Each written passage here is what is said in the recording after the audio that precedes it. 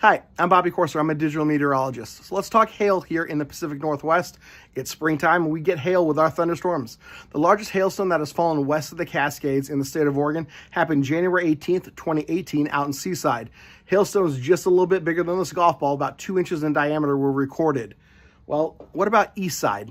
We also know that thunderstorms on the east side are bigger and badder, and that's very true. July 9th, 1995, a supercell made its way through central Oregon and dropped a 4-inch hailstone in the town of Condon, Oregon. That storm also produced a brief tornado, and it also is the largest hailstone that has fallen in Oregon and Washington east of the Cascades. But it pales in comparison. The U.S. record, Vivian, South Dakota, July 23rd, 2010, 8 inches in diameter. This hailstone weighs almost 2 pounds, and the National Weather Service said in order to keep this thing in the cloud, it needed updraft speeds near 180 miles an hour. I'm Bobby Corser, a digital meteorologist. If you've watched television coverage of the wildfires near Los Angeles, you've likely seen a fire-nado. The rapidly spinning column of flames grabs your attention, and rightfully so. So what is it? A fire-nado is a column of very hot air rising quickly. The hotter the air, the faster the column will spin. They usually last for a moment or two, but others have lasted for several minutes. They are more closely related to a dust devil than a tornado. This is your K2 News Morning Minute. The atmospheric river is dropping a lot of water, so we wanted to figure out how much water has actually fallen. At 3 a.m., going back the last 24 hours, PDX received just over 2 inches of rain.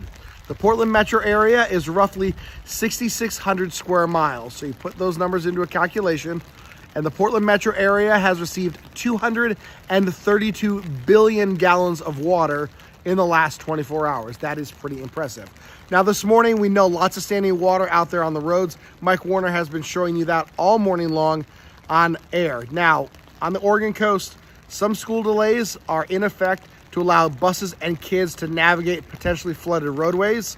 We also know that there are plenty of flood warnings up for coastal rivers and some rivers in southwest Washington. A complete forecast and everything is available online at k2.com. And this is your K2 News Morning Minute.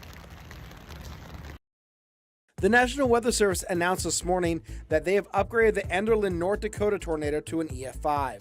The new rating is in part to the work of scientists looking at train cars that were blown over or thrown into the air.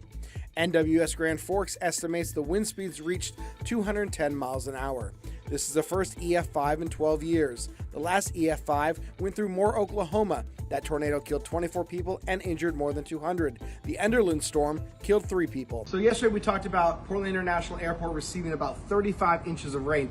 On the yardstick, up to my hip, that's a lot of water in a water year. But we want to know, how much water would it take to fill the parking lot here at K2 with 35 inches of rain? Our property is just about an acre, so simple calculations, plug and play, and we end up with somewhere near almost 1 million gallons of water here at the station.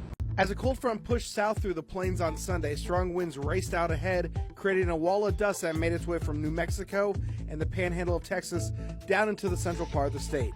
The dust storm eventually made its way into Mexico. Winds were clocked in excess of 60 miles an hour in some places. The cold front forced IndyCar to move up their race in Arlington, Texas. Bobby Corser, digital meteorologist, K2 News. Milton is forecast to become a hurricane Sunday evening, and as it crosses the Gulf of Mexico, Milton will become a major hurricane. The center of the cone is focused right on Tampa Bay, Florida, in the latest forecast guidance. We put this map into motion. You can see the tracks are primarily focused in a northeast direction, moving toward Florida's west coast. A major hurricane coming into Tampa Bay with what would be a right front quadrant hit could lead to devastation. Winds pushing water back into Tampa Bay, adding to the storm surge, and winds of 115 miles an hour or higher.